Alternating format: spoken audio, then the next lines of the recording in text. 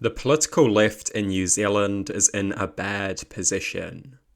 The political right won a significant victory over the left in the last election. The political right is stronger than the left in most polling. The political left has serious issues. The extremists from the Maori Party engage in dangerous rhetoric and promote stupid policy. The Green Party has been plagued by scandal after scandal. The Labour Party is weak and moderate, afraid of the bold reform that this country needs. The political left is in a bad place. The National Party is in government. Every time the National Party has been elected to government in the past, they have lasted at least 3 terms. The political right could govern this country for another 8 years, or potentially even longer. We may have to sit and watch as the political right damages this country for a decade. We must not allow this to happen. New Zealand needs a revitalised political left. The left can win, but only if serious changes are made. The left needs to adopt a bold policy platform, a policy platform of righteous policies that are long overdue. Policies that have the potential to be enormously popular.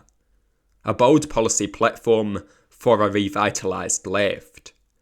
This policy platform will be anti-corruption, pro-worker, and pro-freedom. These must be the primary characteristics of the policy platform. Hit the right where it hurts.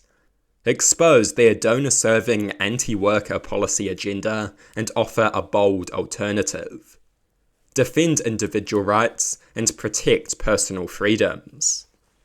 Anti-corruption policy is key. People hate corruption, and they are right to hate corruption. The left must refuse to take big money donations. The left must ban big money donations. Big money donations give the wealthy disproportionate influence and undermine democracy. Big money donations incentivize political parties to prioritize the interests of the wealthy, who can fund them or their opponents. Big money donations fund advertising, and advertising wins votes. The rich should not be able to pour their wealth on the scales to dictate an election result. The government should be elected by the people, not bought by the highest bidder. The left must crush corruption. This is a righteous policy that has the potential to be massively popular. This policy draws a strong contrast between the corrupt donor-serving right and the anti-corruption grassroots left. This policy puts the spotlight on the corruption of the right-wing coalition and forces them to defend the indefensible. This policy is a necessity. It should be accompanied by an array of bold pro-worker policies. A tax-free threshold to deliver a major tax cut to the working class. A living wage for highly profitable firms.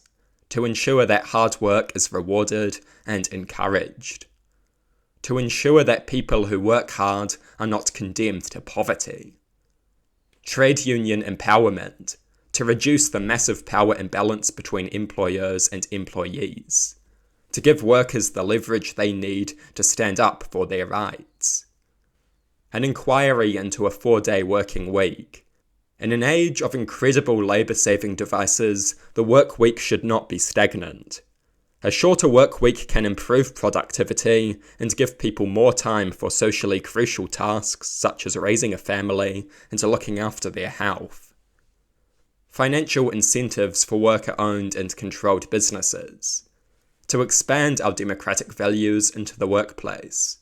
To transition towards an economy by and for the workers.